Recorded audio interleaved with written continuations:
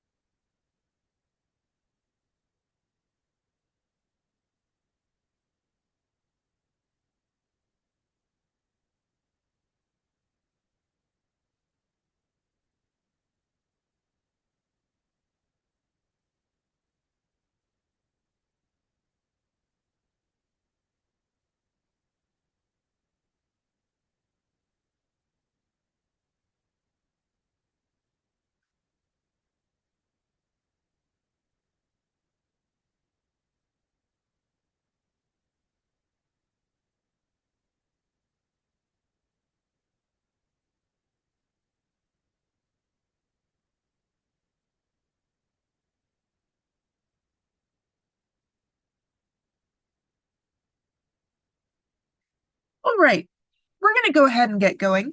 Thank you all very much for being flexible about this. I just don't want to give you what I have.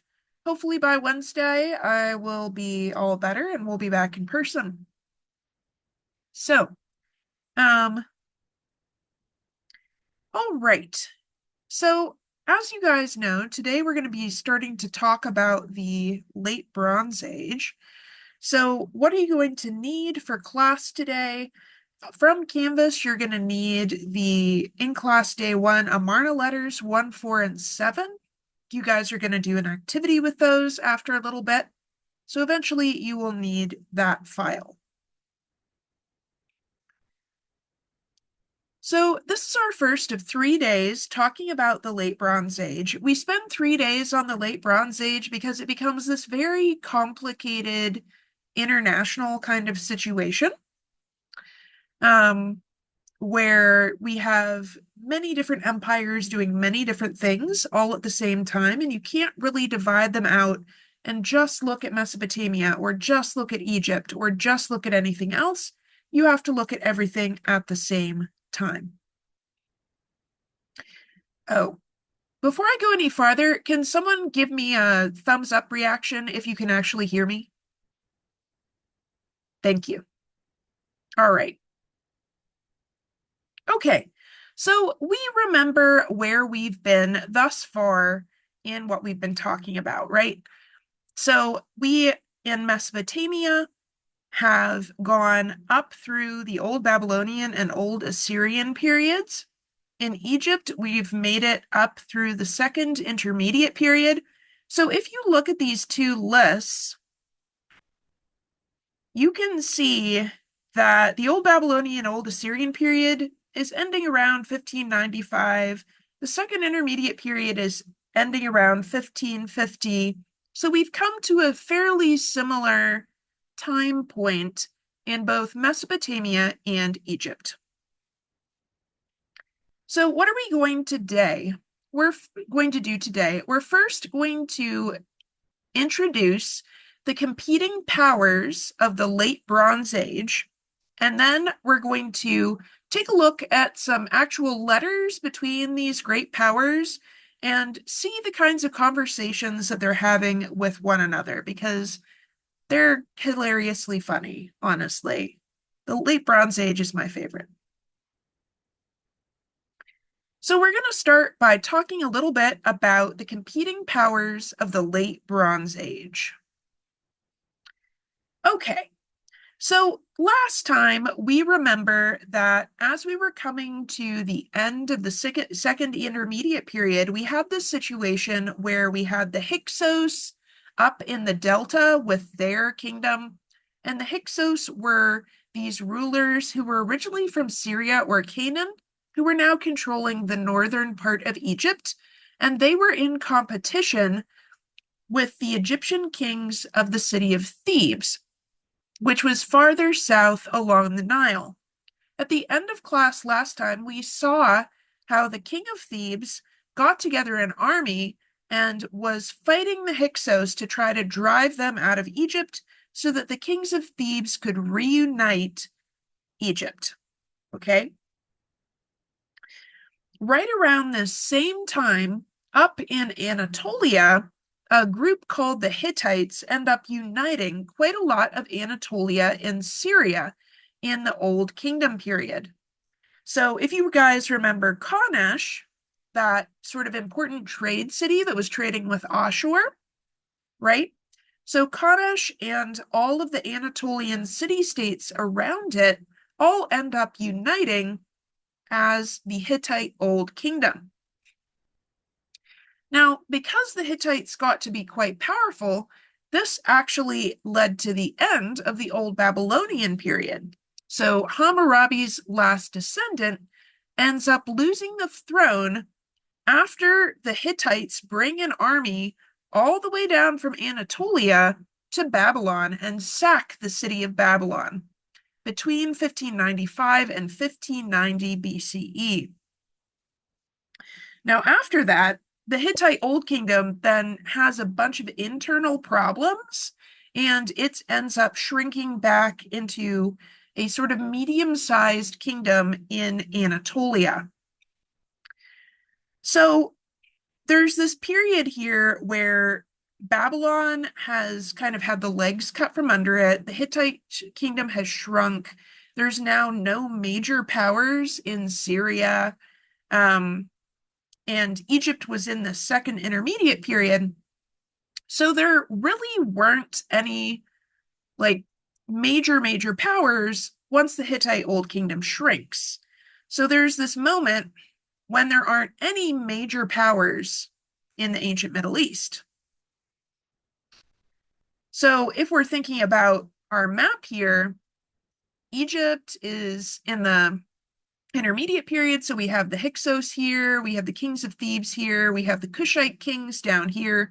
They're actually quite powerful, but they're far enough away that they aren't impacting kind of the international politics up here. Babylon has really kind of fallen, so there's really no major powers over here.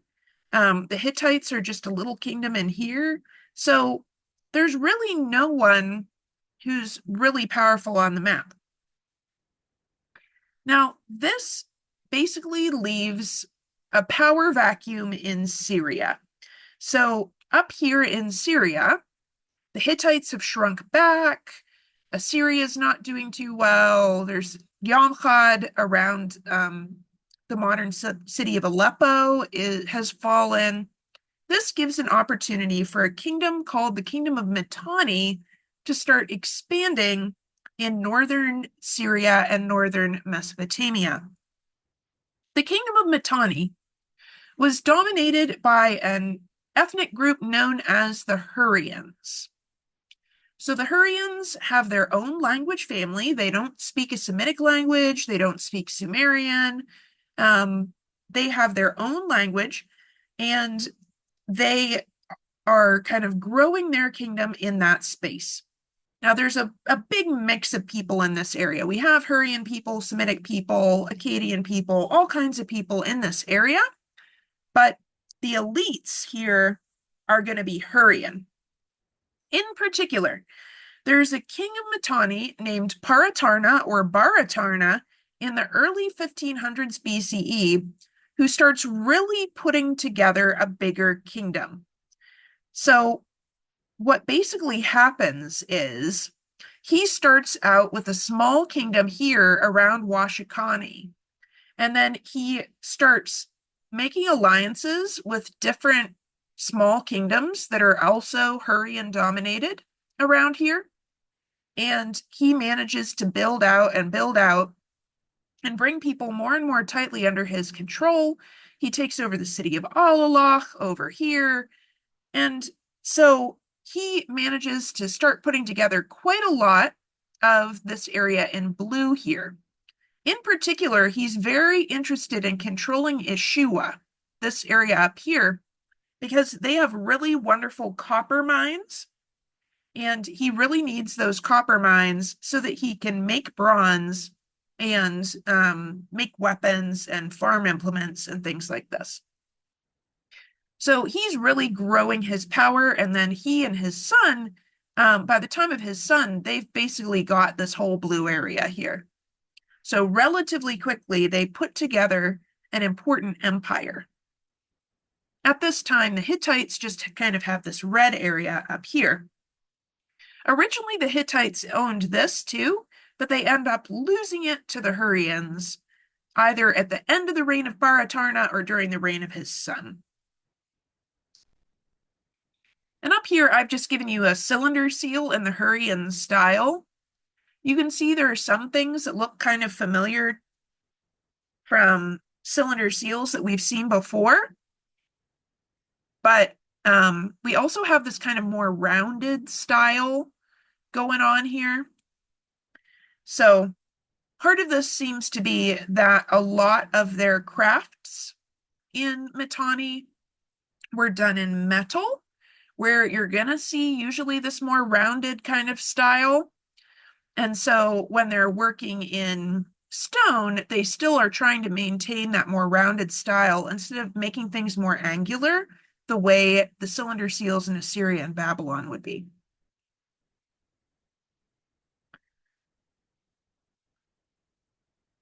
So what are the Mitanni known for? We can spot what the Hurrians are up to and what the Mitanni are up to often by looking at their pottery. We can kind of see where they're making their pottery. This kind of thing with this black and white pattern is very typical Hurrian pottery. This is called Nuzi ware from a particular city that was Hurrian dominated called Nuzi. So we have these very nice floral and geometric patterns. It's very easy to spot this kind of pottery. And so when you see this pottery around the ancient Middle East, it means that they're either making this kind of Hurrian style pottery in the area or that they're importing it. They have trade ties with a more Hurrian dominated area. The Mitanni are also known for their developments in the creation of chariots and the training of chariot forces. So they didn't actually originate the idea of chariots, but they did have some interesting things like bringing in spoked wheels, for example, doesn't seem to have been very common before this period, but now we're seeing more spoked wheels, which give you a much smoother ride and make it a much easier task to make your wheels work properly. So they have these kind of chariot-related military things that they're bringing in. So the Mitanni chariot forces were well known as one of the most powerful chariot forces in the ancient Middle East. Nobody wanted to fight them when they could use their chariots. If you want to fight the Mitanni, you are going to pick a spot where they can't use the chariots, where we've got some nice steep hills or rivers or something. You do not want them to be able to use their chariot forces against you.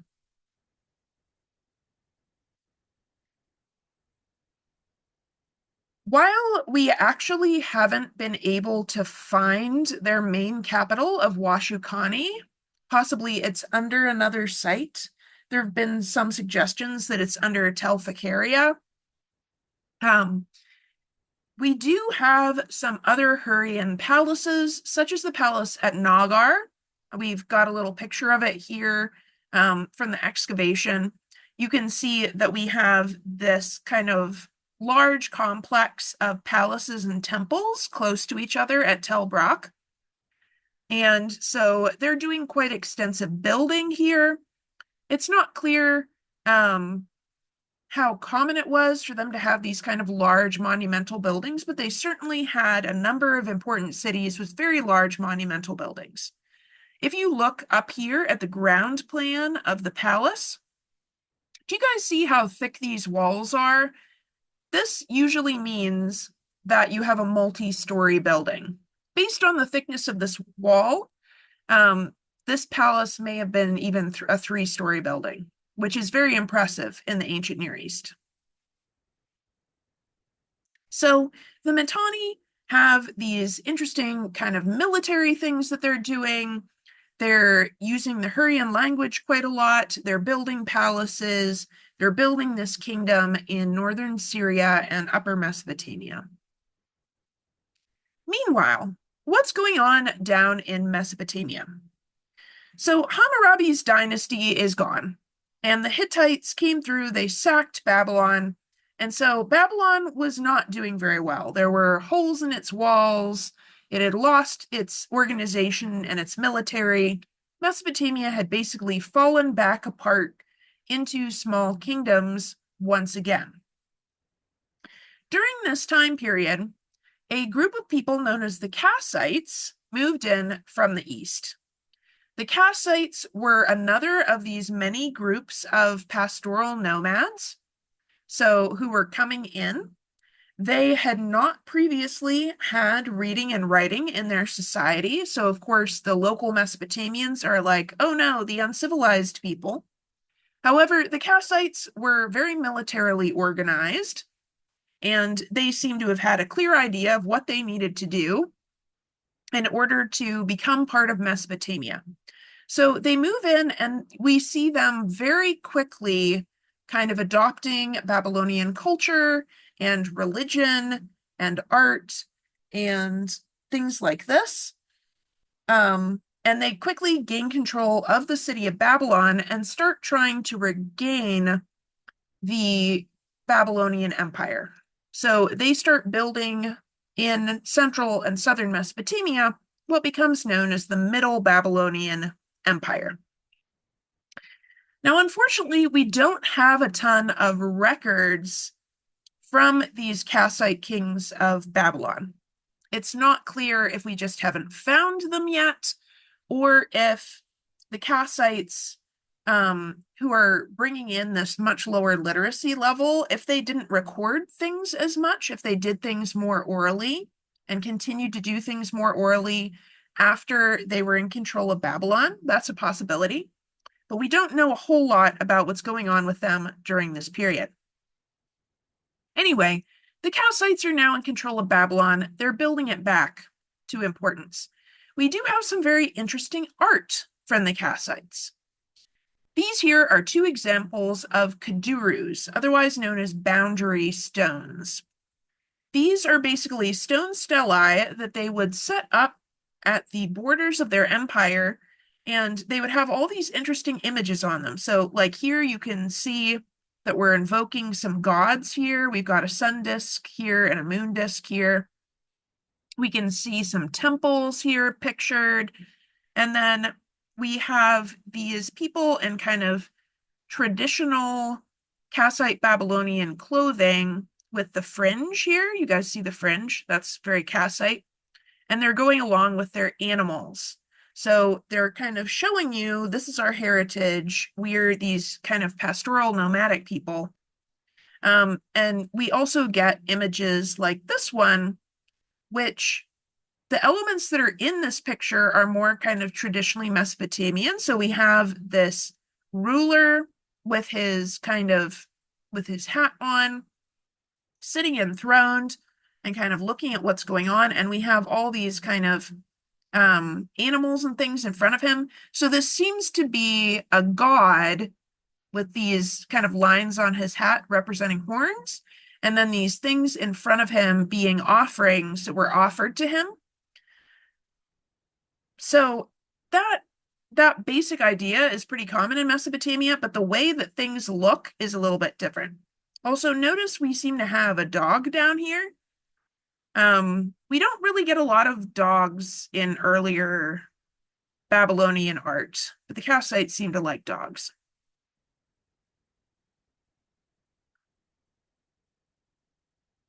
So Babylon is kind of recovering under the Kassites. Mitanni is growing their kingdom up in Syria and upper Mesopotamia. What is Egypt doing?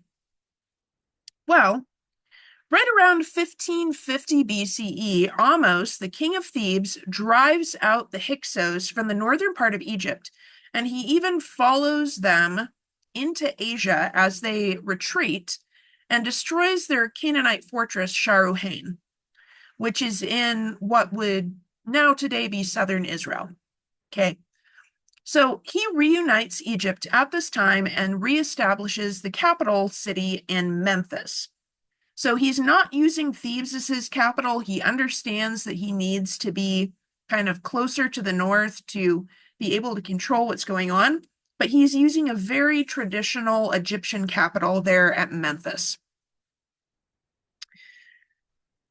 Now, just to point out for us yet again, here are three different sets of dates for the 18th dynasty in the New Kingdom of Egypt. So you can see that some of these start together quite closely together, but then gradually get farther and farther apart. So that here at the end, we have about a 13-year wobble between these two. And over here, we see a version that this is kind of the old traditional version that has been largely abandoned, but a lot of literature that you read up through the 1980s uses this system right here. You can see that we're starting the New Kingdom quite a bit earlier and ending it a bit earlier. So the chronological problems continue, right? The chronological problems continue. Some of this is the same issue that we saw with the Middle Kingdom, where there are certain kings we think may have had co-regencies. They may have ruled at the same time as one another. So this is a bit of a difficulty. You can see here, they've actually shown you Hatshepsut and Thutmose III as ruling in an overlapping time. So this low chronology has them both starting in 1479, and then Hatshepsut dies first. Here we're starting both in 1490. Here we're starting fairly close together again. So you can see there's pretty wide agreement that Hatshepsut and Thutmose III had a co-regency. But recently, of course, there's been a school of Egyptologists who have challenged this and suggested that maybe there's much less of a co-regency between the two of them. So the arguments continue. The arguments continue.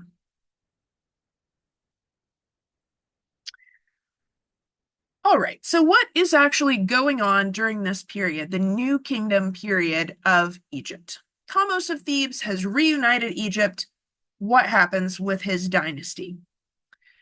By the early 1400s, we have the very famous figure of King Hatshepsut, who is on the throne, and in theory, she's there as the regent for her husband's son, Thutmose III. It seems pretty clear that she wanted to hold on to power for herself, which, you can debate whether that was a good idea or not.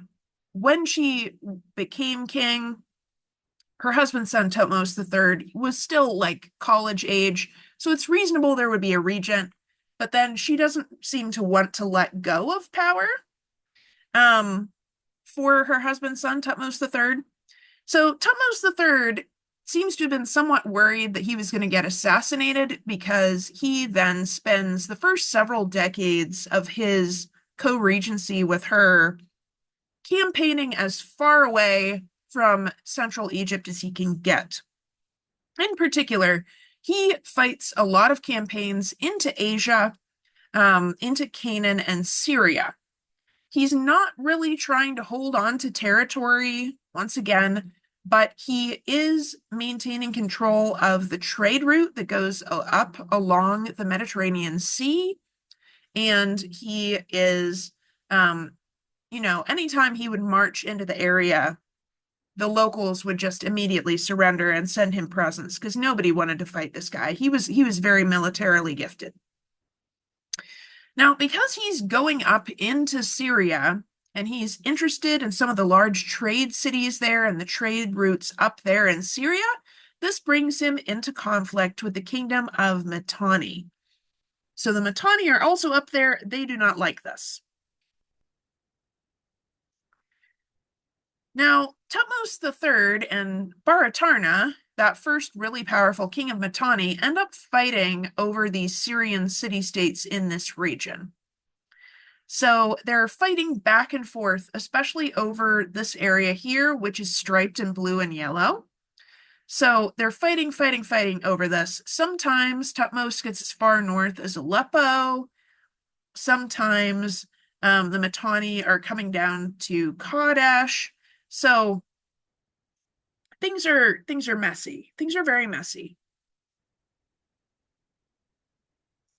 Tutmos is trying to maintain a bit more control in this region, and he manages to get a bunch of the Syrian city-states to swear allegiance to him and pay taxes to Egypt.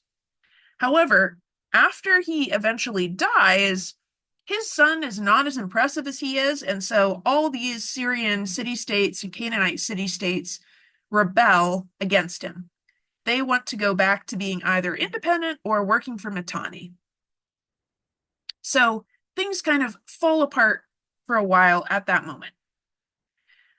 The Hittites at this point have kind of recovered from their internal problems, and they are building back up now too under Tudhaliah I. And Tudhaliah especially is really interested in Ashua, which, as I said, is this region with a lot of great copper mines. He really wants that. So he's pushing over here into the east, and he's also pushing south to try to block the Mitanni from being able to easily take this away from him, right? So we now have this situation where Egypt kind of lost power for a minute, and then the Hittites were kind of pushing in and putting pressure on Mitanni.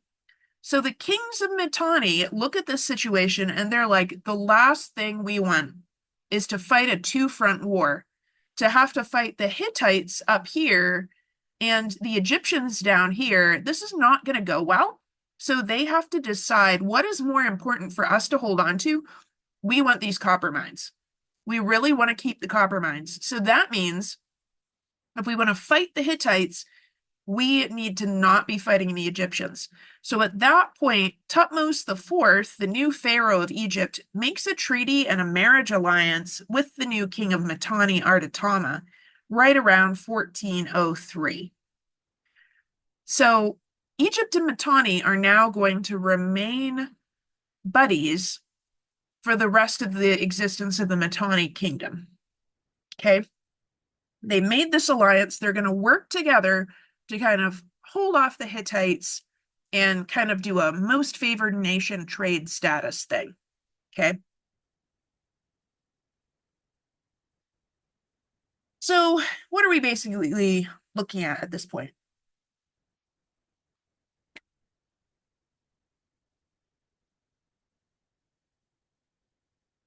At this point, Mitanni basically has this area here in blue. You can see that they actually control most of what's going to be Assyria later on. So they even have the city of Nineveh up here. They have all this stuff. Meanwhile, Egypt has an empire now that stretches all the way up the coast in this kind of narrow band.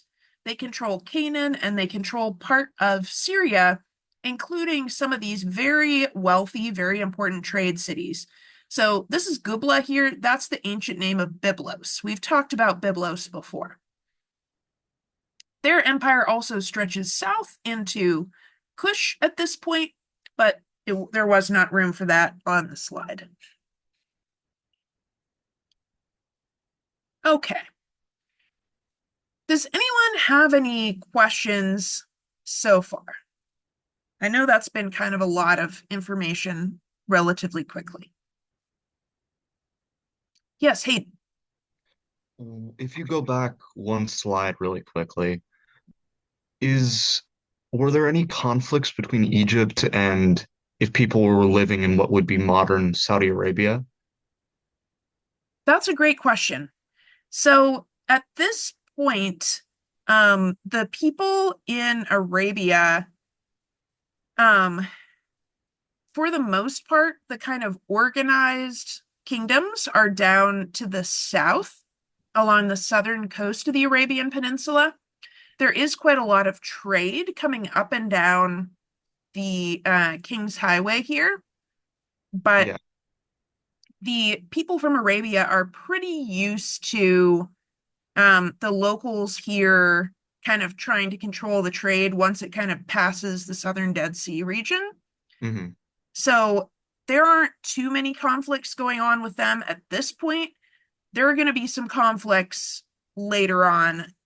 Some later Babylonian kings, especially, are going to have some conflicts with these Arabian groups. Okay. Thank you. Yes. Any other questions so far?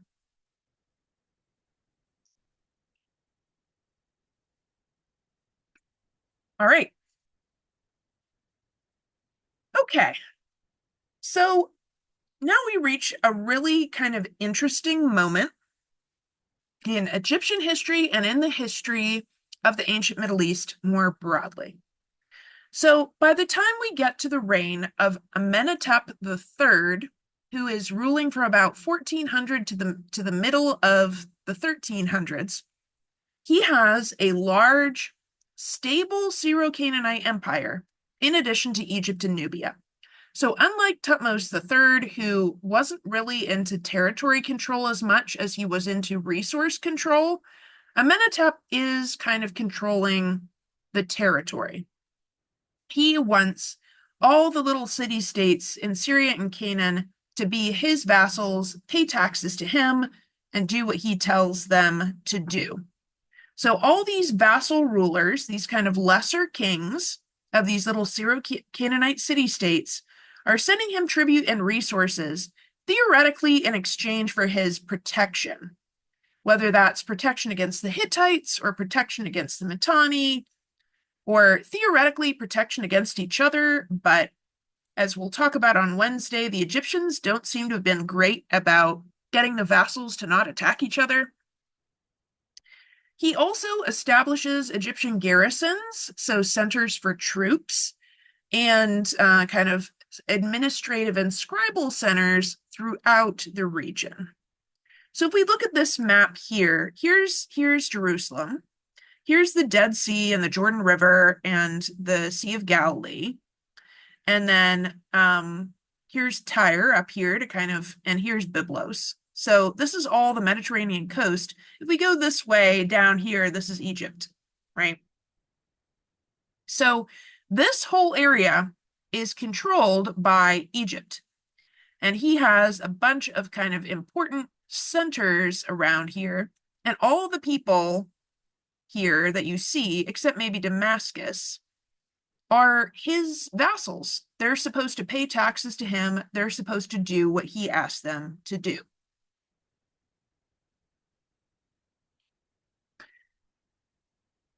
During this period, the New Kingdom is clearly very centralized, very prosperous, very organized, as we've seen in some earlier periods in the Middle Kingdom and in the Old Kingdom. So although we aren't getting pyramids now, we are still getting very large monumental buildings. For example, huge, huge, huge low mortuary temples. So temples for the kings when they die. Also, what are called colossi, basically giant statues, usually of the king, but they can also be of gods or of other guardian figures. We also are getting a lot of sun temples dedicated to Amun-Ra, the sun god. So here are some of Amenhotep III's colossi. So you can see here's a like little signboard, so you can imagine that a person would be about this high. So these are very large. These are very large statues. And here are some seated statues, and you can see the people here for scale. So these are just massive things that they're building. And you can see them even today in the landscape for a very long, long distance. Here are some views of his mortuary temple. You can see he has a nice view of the Nile for after he's dead. That was also very convenient for bringing in large blocks of stone to build this mortuary temple, because we're right on the Nile here.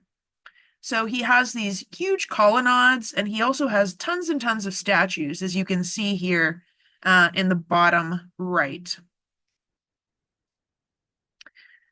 Some more pictures from his mortuary temple, more columns. You can see the actual building here. And then the inside of the building originally was painted with very elaborate images of people and inscriptions. And we notice all these ankhs, which are symbols of life or rebirth. Very important to have in your mortuary temple because you want your Ba and your Ka to continue joining and going to float around with Re, right? So this is a reconstruction based on the remnants of paint that we've been able to see within his temple. So Amenhotep III, he was a major power of the ancient Middle East. He has this huge, stable empire. He's clearly very organized. Things are going extremely well for Egypt during his time. Now, his son, who was originally called Amenhotep IV when he became king, he starts to kind of lose control of that larger empire. And that's because he has a particular ideological agenda that he is pushing, which most of the other elites in Egypt do not support. So, what's his deal? Amenhotep IV has this idea that instead of worshiping the sun god Amun-Ra and all of the other Egyptian gods, Osiris and Sekhmet and Bastet, and, the long, long list, right, of Egyptian gods, he wants to worship the Aten, which is the sun disk. He made the kind of interesting ideological move of saying that there's really only the Aten. The Aten is the god of Egypt. All of these other Egyptian gods, it's not that they're not real, it's that they're reflections of aspects of the character of the Aten. That was kind of the move that he made. And so he said, the Aten is the only one you have to worship. So if you worship the Aten, you've covered your bases. You don't need to be worshiping all these other Egyptian gods that are aspects of the Aten, right? Now, as part of this program, what he does is he builds and funds a bunch of temples to the Aten, and he takes funding away and takes privileges away from the temples of most of the other gods. So he's saying you only really have to worship the Aten. As you can imagine, the priests of all the other gods were not happy about this. And all of the elite families that had been busily placing their sons and daughters into those temples as priests and priestesses were also not happy about this. So, there's a big argument about this guy who he cared so much about this, he even changed his name from Amenhotep to Akhenaten. So the name Amenhotep is respectful to the god Amun. That's Amun-Ra, the sun god. And instead, he now has the name Akhenaten, which means the sun disk, the Aten, makes me a living spirit. Okay? So he even changes his name because he cares about this so much. So there's a big argument about him and whether he counts as a monotheist or not. Are you guys familiar with the word monotheist? A monotheist is a person who wants to worship only one god. There are actually kind of two types of monotheism. I don't know if you guys know this. There's the kind of monotheism in which you accept that multiple gods exist, but you say you only need to worship one god. And then there's the kind of more familiar type of monotheism that we see today, which is the monotheism that says there is only one God, all other gods don't actually exist. Okay, so there are basically these two types of monotheism. So there's a big argument about Akhenaten, and I would say he's definitely the first type of monotheist. He's saying you only need to worship one God. even though he's not necessarily going all the way to saying other gods don't exist. Okay. So this was kind of a unusual move in the ancient Middle East, and there's been a lot of discussion about how this connects with monotheism as we see it in Israel and Judah, and which came first. Was it Akhenaten's monotheism coming first, or the Israelites' monotheism coming first? And it's one of these big questions that, dozens of books have been written about it, and nobody has reached a conclusion that they can really prove, right? Using sort of ancient sources. All right. So Akhenaten, he's making this move. This does not make him popular. So a lot of the other elites in Egypt are not really happy with what he's doing. So we can really see in his art how much he cares about this. So he has a very distinctive art style during his time. So here we have him. This is Akhenaten, and he is giving some offerings. And you can see this is the sun disk, the Aten. You can see that unlike most of the Egyptian gods, which have kind of a human form to them, the Aten is always the Aten. It's always just the sun disk. It does not have a human form or a human-like form. Although it does have hands. You guys can see these hands that are kind of stretching out a bit. And some of them are holding little ankhs signs, little signs of life out here. Anyway, here's Akhenaten and his wife Nefertiti making offerings to the Aten. Here again is Akhenaten and his wife Nefertiti with their kids. Kids always look kind of weird in ancient Egyptian art. I just gotta say that. These are his two daughters and his son here. So they're all kind of hanging out and experiencing the blessings of the Aten, right? Now, notice in this relief, he's got this little pot belly going on here. You guys see that? And you guys see, like, in general, like, they're using a lot of kind of curving lines and kind of thing going on here. We can also see these characteristics in his statuary. So these are some statues of Akhenaten. So here he is over here in a bust. You can see that he's holding the crook and flail, which are these traditional symbols of Egyptian kingship. And he's got this kind of long, curvy face going on here. You can see him very much in the same style again over here with his little pot belly. And even here in a kind of more basic statue of him and his wife, Nefertiti, you can see him with this little pot belly again. So, what in the world do you guys think about this? There's been a whole argument among scholars about why he looks like this.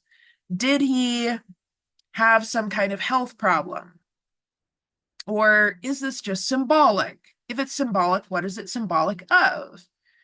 So, what do you guys think? Go ahead and put in the chat what's your best guess at why he's being represented this way in art? What do you guys think?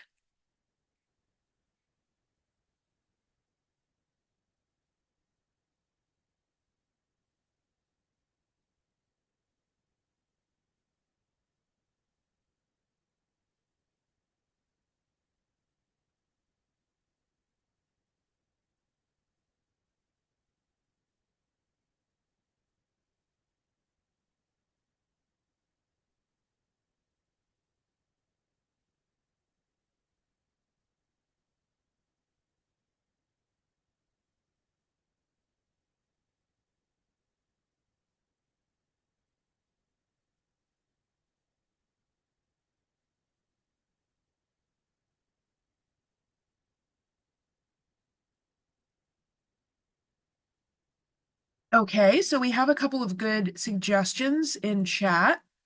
There's the possibility maybe this is a disease, maybe he's trying to stand out from past art.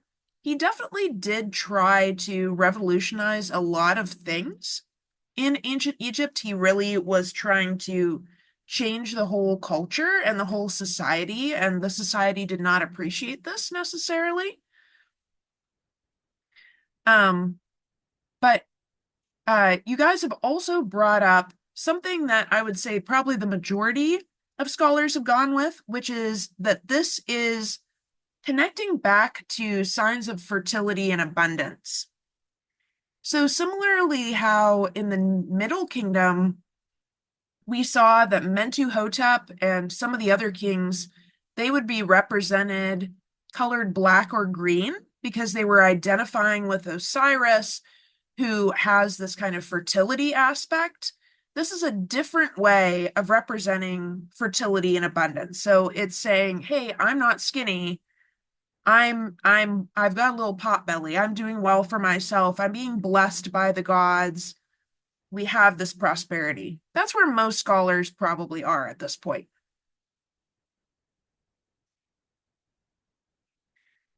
One of the things he did to kind of create a break from what earlier pharaohs had done is he created a new capital city at Amarna up in the Nile Delta region.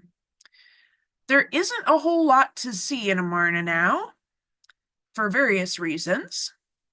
Um, Partly because after he died, this new capital was immediately abandoned. Nobody wanted to be identified with his kind of ideological program. So it was abandoned, it was no longer used, and the locals reused a lot of stuff, like the columns, for example, for other kind of local elite art.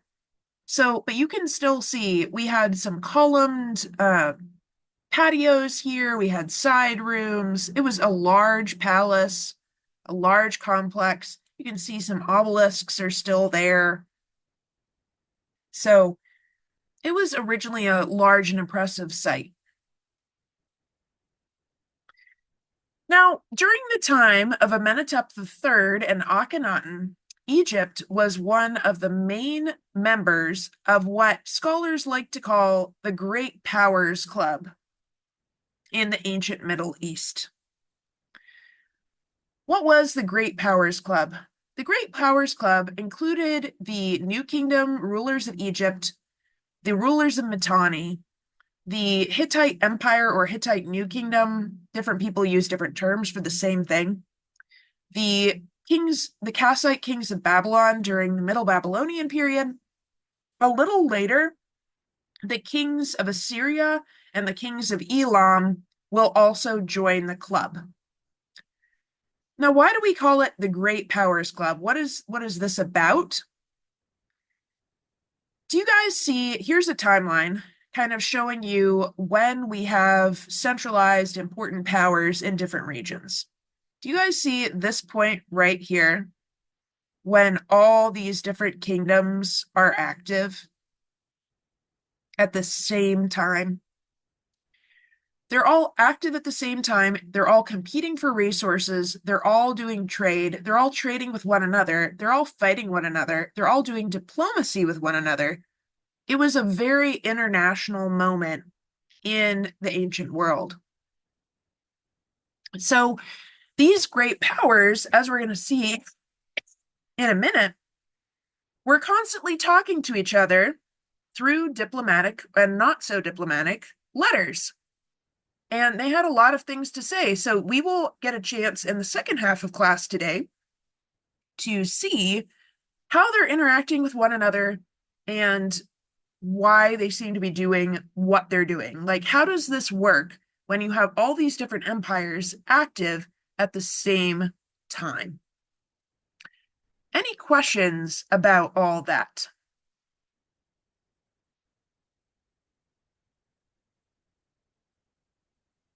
Okay, let's go ahead and have our break until about 4:30. Let's have our break until 4:30. I'll see you then.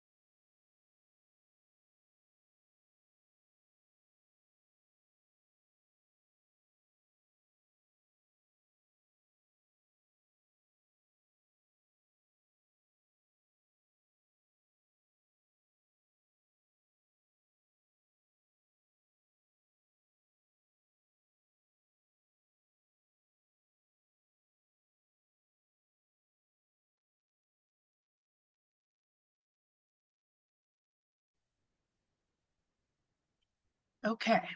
Hmm.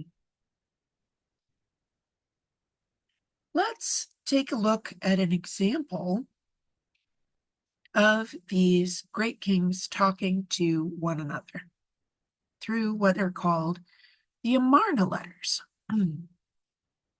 Can you guys still hear me, or do I need to get out my good microphone? Can hear you. Okay, excellent. I took some cough medicine. It's doing something. So, all right. During this time, the members of the Great Powers Club are talking to each other all the time. So they're sending each other a lot of letters, many of which we have, which is super fun. Also, they're sending each other a lot of presents. So lots and lots of presents.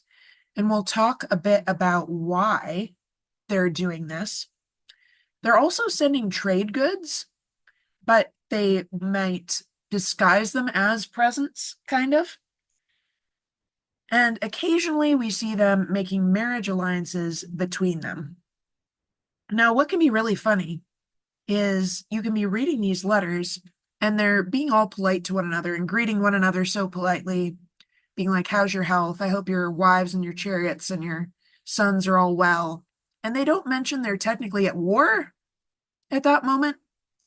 They expect the diplomatic conversation to kind of continue the same, whether they're fighting each other or not. So that's kind of fun. So they have this really interesting set of relationships among these members of the Great Powers Club. So we're going to do an activity that'll give us a chance to see what they're up to. So let's see here. Let me out.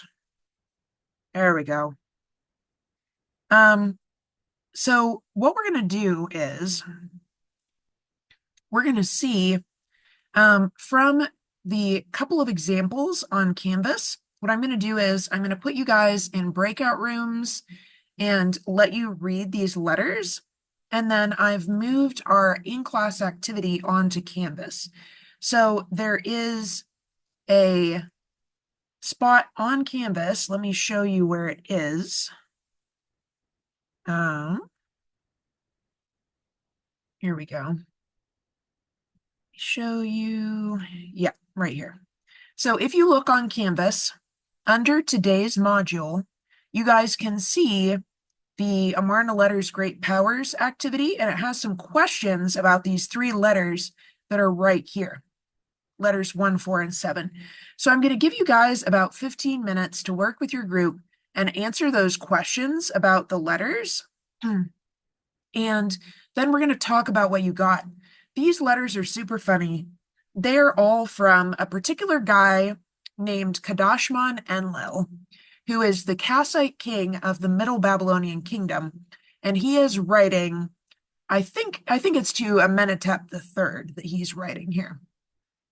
So I'll put you guys in breakout rooms and give you guys about 15 minutes to work on this together.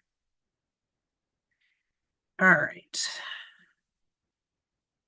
Let me get the breakout rooms going here.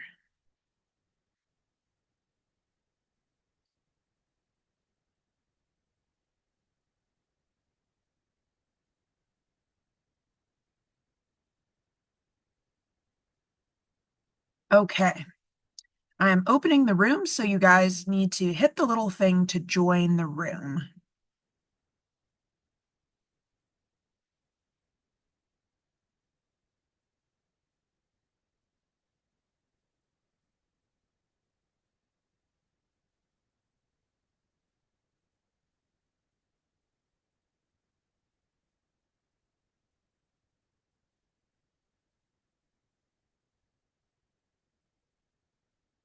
Audrey, China, are you there? You need to hit the little thing to join the room. Hi, sorry, I got kicked out of my room. I'm not sure what happened. Oh, okay. Let's see if we can put you back.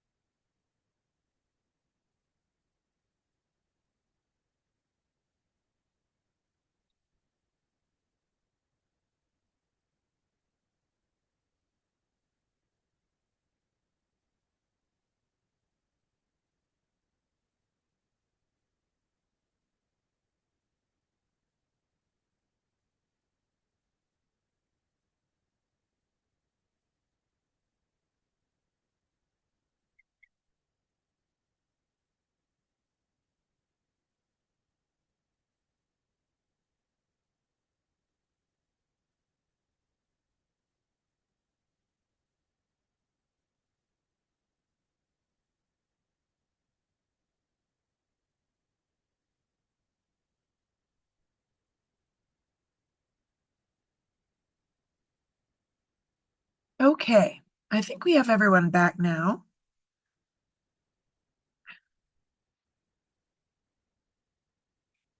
So, our letters start out with this really fun statement of the greetings between the king of Babylon, here describing himself as the king of Cardunishe, and the king of Egypt. And I wanted to point out a couple of things about the way they do this. So we have um, so this particular letter is from the great king to Kadashman-Enlil. Say to Kadashman-Enlil, the king of Cardunishe, my brother, Nibmareya, great king, king of Egypt, your brother. For me, all goes well. For you, may all go well. For your household, for your wives, for your sons, for your officials, your horses, your chariots, for your countries, may all go very well. For me, all goes well. For my household, for my wives, for my sons, for my officials, my horses, the numerous troops, all goes well. And in my countries, all goes very well. This is the classic opener that we see between two of the great kings. So whether it's Egypt talking to Babylon, or Babylon talking to Egypt, or Mitanni talking to Egypt, or the Hittites talking to Egypt, this is how they start. They tell you who the king is, and they call each other my brother. So my brother, because they see themselves as equals to one another. So you'll see this kind of language. And they give each other these different well wishes. And I just particularly want to note, do you guys see how the king of Egypt is like, oh, for my numerous troops, all goes very well? Whereas we have for Babylon, may your chariots go be very good. This is a little bit rude, honestly. He's being a little bit rude because Babylon is not known for its chariots. Let's just put it that way. And he's just like, oh, for your chariots, may it go very well, because they need all the help they can get. Meanwhile, for my numerous troops, my large army, all goes very well. So there's a tiny bit of kind of snarkiness going on even here in this kind of classic diplomatic opening. Also, notice that the king of Egypt is referring to himself as Nibmuareya. This is one of his 5 names. This is not the name we know him best by, which is Amenhotep III. So, as you can see, the whole name issue for the Egyptian kings is just a huge annoyance. All right. In this first letter, where the king of Egypt is writing, what do you guys think? What were the issues that he was concerned about in this letter number 1? Put your answer in the chat or unmute and let me know what you think.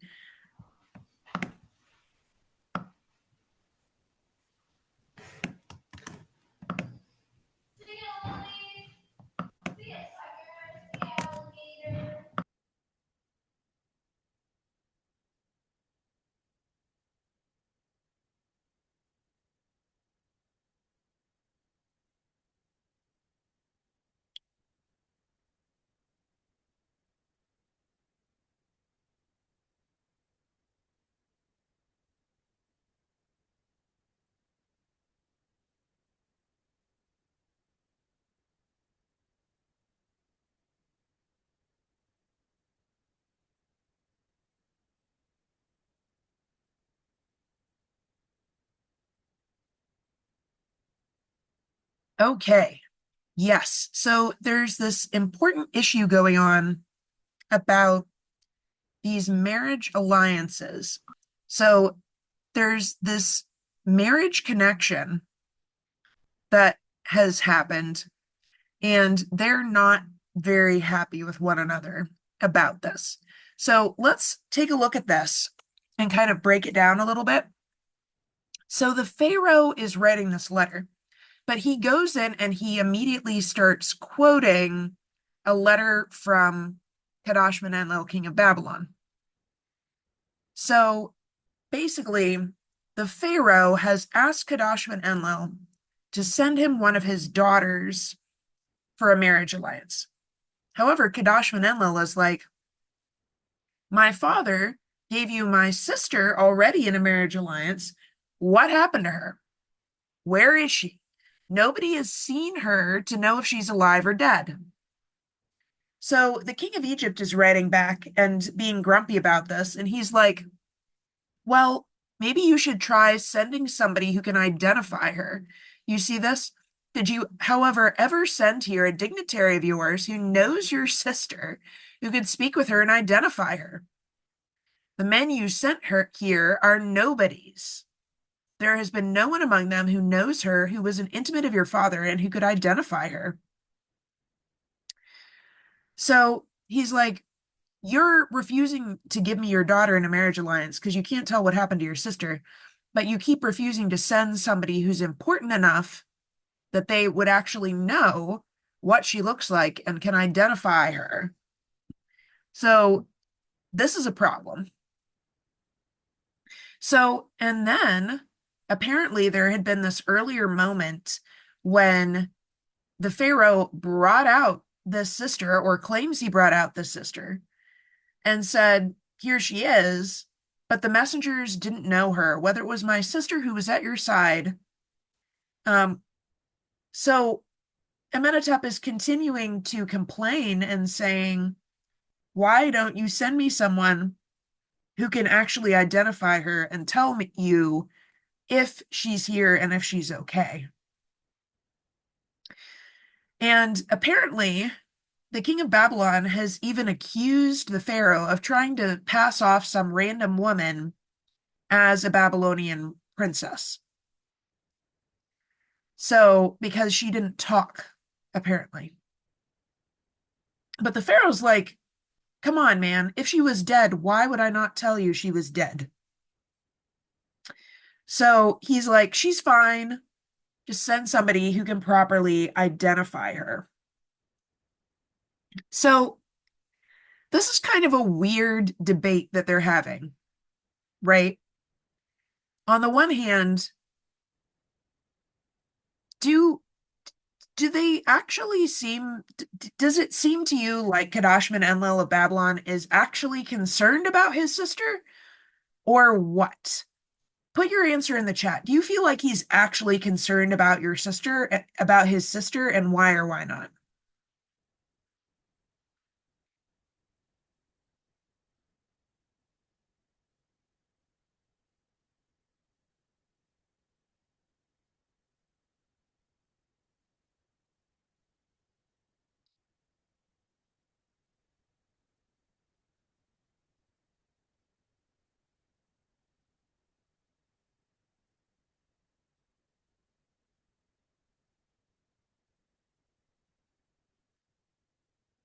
Okay.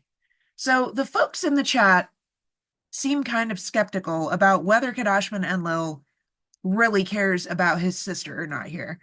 Um, it seems like he's not sending someone who can identify her. You would think that if he's worried about identifying her, he would actually send somebody who could do that. But instead, he's just using this as a way to complain and to refuse an additional marriage alliance, right? So he's using this as kind of a bargaining token to kind of keep from making a tighter tie with the king of Egypt. But the king of Egypt is like, this is dumb. Just send someone who can identify her. She's fine. Um, so this is what kind of seems to be going on. I like what one of you said, that the king of Babylon is more concerned about his own prestige than he is about his sister's well-being here. This is pretty typical of the king of Babylon and pretty typical of these Great Powers Club members in general. So he's very annoyed about this. And then there's also this other issue that the king of Babylon and the king of Egypt are fighting about, right? So the king of Babylon has said this. Um, he put my chariots among the chariots of the mares. You did not review them separately. You humiliated them before the country where you are. You did not review them separately. Whether the chariots were here or there, says Amenhotep, the chariots and the horses in my country all were my horses. So, what seems to have happened here? It seems like the king of Babylon previously sent some chariots as a gift to the king of Egypt. There would be these kind of large court events when gifts were received from other great powers, and the kings who received the gifts would display them to the whole court. And so the king of Babylon is annoyed because he's like, you displayed the stuff I sent you, but you didn't display it properly. You didn't display my chariots separately. So people can't properly see how many chariots I sent you and how good the stuff was that I sent you. So he seems to be very offended by this, that he wasn't given this kind of special prestige of looking at his chariots that he sent as a gift separately. Then the king of Egypt is just kind of done with this. And he says, as for the way you wrote this, you for your part sent me only one present. Are we to laugh? So he's like, you're complaining that I didn't treat your present properly, but you only sent me one present. So what did you think was going to happen? So, as you guys can see, even though these kings are sending each other presents all the time, and even though they're writing to each other all the time, they're not being necessarily terribly polite to one another, and they're not actually very friendly. Let's put it that way. They're not actually very friendly to one another. They seem to be largely using each other for prestige and for access to luxury goods. Okay. What about in letter number 4? What about in letter number 4? What seemed to be the problem that they were arguing about that time?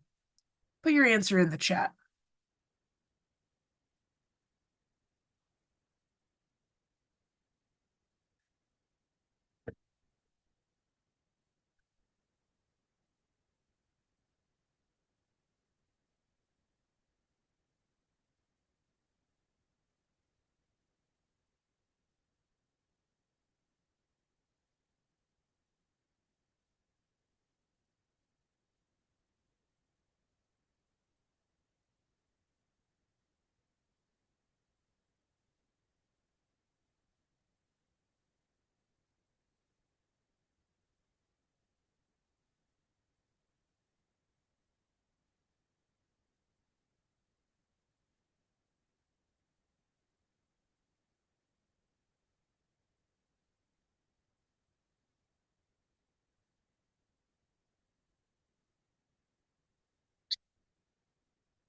Okay. So, as you guys are saying in the chat, the king of Babylon is wanting Egypt and Babylon to be at peace and to continue diplomatic relations so that they can keep trading luxury goods. Did you guys notice this whole thing about a marriage alliance that they're now arguing about? Okay. So the king of Babylon wants to marry an Egyptian princess. So the current king of Egypt already has one of the king of Babylon's aunts as his wife. They're trying to arrange to have one of the king of Babylon's, one of the king of Babylon's sisters as his wife. They're trying to arrange for him to also have a daughter of the king of Babylon as his wife. So the king of Babylon is like, so let's do a trade and you send me an Egyptian princess, right? But the king of Egypt is like, nope, we do not trade out our daughters. We don't do that. So they have, as we talked about before, this really important kind of theological idea about what's going on with the royal family and their relationship with the gods. And they really will not give out their daughters in marriage alliances. So the king of Babylon is just not getting it. He's like, why won't you do it? You should do what you want to do. If you gave a daughter, who's gonna complain? And the king of Babylon even makes a sneaky suggestion. He's like, if you won't give me one of your actual relatives, send me some random woman and just say she's an Egyptian princess. Just say she's an Egyptian princess. Who's gonna complain and say she's not a daughter of the king? But you're refusing to send me anyone. So the king of Babylon is like, I do not understand your worldview. I am not okay with this. Maybe I should refuse to do a marriage alliance with you since you're refusing to do a marriage alliance with me. But I guess I'll send you one of my daughters since they're available. So, what do you guys think here? What is the purpose of a marriage alliance from this Babylonian king's perspective? Like, think about marriage alliances for a second. Sometimes we think of marriage alliances as kind of being like giving hostages in a sort of a way. So if I marry uh, your brother or whatever, then, um, if you do something I don't like, I could kill your brother or imprison him. And so we're going to have peace between us because you want your brother to be okay, right? Sometimes we think of it that way. But that does not seem to be the way things are working here in the ancient Middle East. What do you think is going on here? What's the purpose of a marriage alliance from this Babylonian king's perspective? Either put your answer in the chat or raise your hand.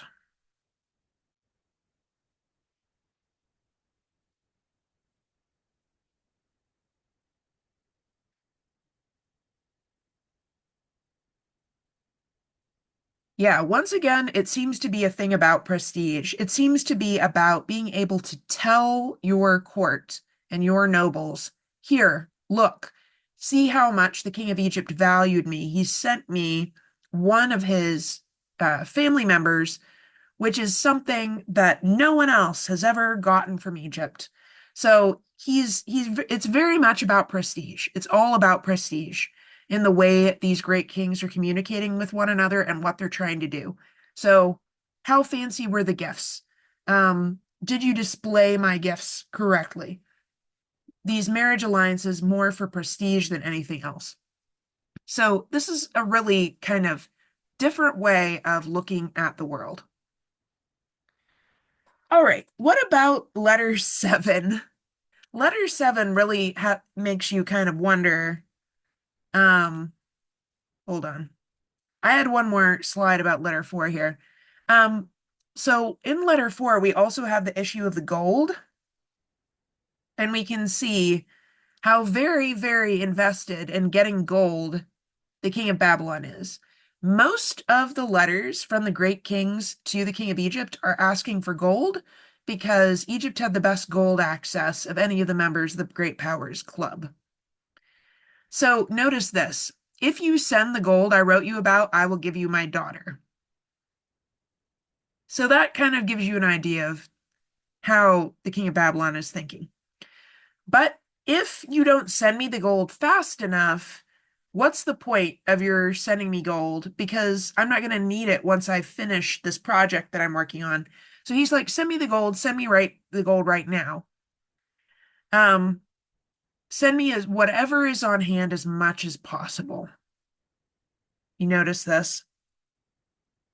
So he's trying to blackmail the king of Egypt into sending him the gold, saying, you have to do this now, or I won't do the marriage alliance with you, and I'll just send the gold back. There's no way he's sending the gold back, but that's what he's going to say.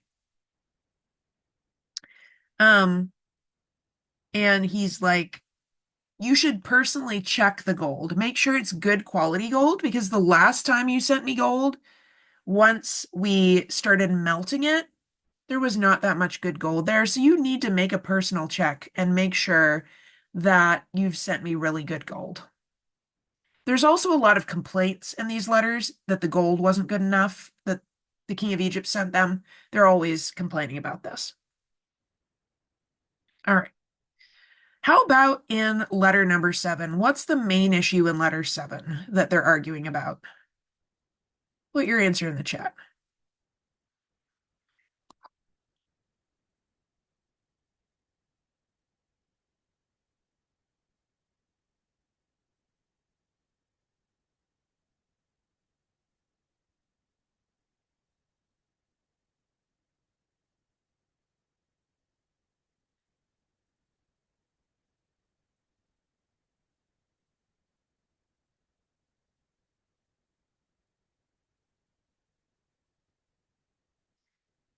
Okay, you guys are absolutely right. He is mad. The king of Babylon is mad because the king of Egypt has not like sent him a get well card and some presents to cheer him up in his illness. He's like, you haven't cheered me up in my illness. You haven't sent me a gift during my illness, right? This letter really makes you wonder, like the way he's presenting this, it at first makes you think that the king of Babylon is really dumb, but then you have to kind of think it through and be like, well, he manages to rule this kingdom, so maybe there's something else going on, right? So from the time that the messenger of my brother arrived here, I have not been well. And so on no occasion has his messenger eaten food and drunk liquor in my company. If you ask your messenger, he will tell you I've not been well, and that as far as my recovery is concerned, I'm still by no means restored to health. So when he's starting out here, he's kind of giving an excuse for why he hasn't invited Egypt's messenger, Egypt's diplomatic envoy, to eat with him, right? He's like, I've been too sick to have parties. Then he goes a step farther, he ups the ante, and he's like, not only do you have no reason to be mad because I haven't met with your envoy, in fact, I have reason to be mad at you. Furthermore, since I was not well and my brother showed me no concern, I became angry with my brother, the king of Egypt, saying, hasn't my brother heard that I'm ill? Why has he shown me no concern? Why has he not sent another messenger here and visited me? So then apparently he did talk to the Egyptian envoy, and the Egyptian envoy was like, um, yeah, Egypt is kind of far away. It's about, let's see, 2,000 miles. It's about 2,000 miles from Babylon to Memphis. Okay. Because you can't go straight across. You have to go all the way up into Syria and then come down. So it's about 2,000 miles to make that trip on, a fast mule, maybe in a little chariot. So the messenger is like, yeah, Egypt is far away. Who's going to tell the king of Egypt so he can immediately send you a get well card? Would your brother hear that you're ill and still not send you his messenger? So once the king of Egypt hears, he will certainly send you a messenger. So then the king of Babylon is like, oh, well, for my brother, who's a great king, is there really such a thing as a faraway country and a close by one? So does mere distance make so much difference in what my brother knows about what's going on? Then the Egyptian envoy is like, ask your own people, ask your own envoy who travels back and forth from Egypt about how far it is. So then I asked my own messenger, and he said to me that the journey is far, so I wasn't angry anymore and said no more. So Kanashman Enlil kind of accepts, yes, it's a long way. Maybe you can't send me a gift and a get well card immediately. Um,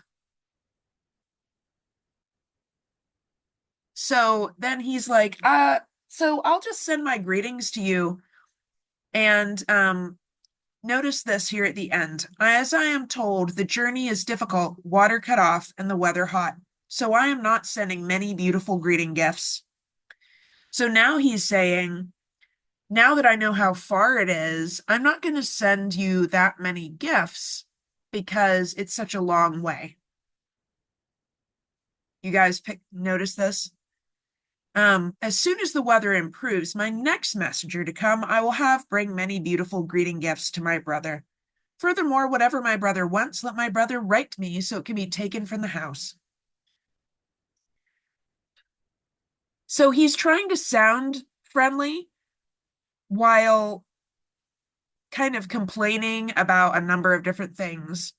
He's like, you're not respecting me enough. And now that I hear it so far, I'm not going to send you a big gift. So you guys can see how this is going on. They are not friends. These guys are not friends, even though they write each other so many letters. They are not friendly. Even though they keep saying things about inheriting good relations, they're not actually friendly to one another. They're using one another for prestige and to look good to their own court and also to look good to the other great kings. That's basically what they're doing, while trying to get as much out of the other person as possible and give up as little as possible on their side. That seems to be what's going on. Okay. So, what's the structure of a letter? These letters start out with very formulaic greetings and well wishes. You'll see the same greetings in most of these letters. Then they go on and they have their messages, requests, and demands, asking for more gold, asking for more lapis lazuli, whatever they want, asking for a marriage alliance, complaining that things haven't gone through. They usually end with a description of their greeting gift because anytime you send a letter, you send a greeting gift, some kind of luxury items. Send more if you want more prestige. And there's this huge focus on prestige in all of these letters. It's very clear they're kind of maneuvering in terms of looking good to other people in these situations. Okay. We are close to out of time, so I don't want to start into this thing about Shepaliliuma right now. I will talk to you about Shepaliliuma on Wednesday. In terms of that in-class activity that you guys had on Canvas, please finish writing that up and make sure to submit it on Canvas by midnight, and then I will check those. Thank you guys very much for being flexible in this situation, and I will hopefully see you in person on Wednesday.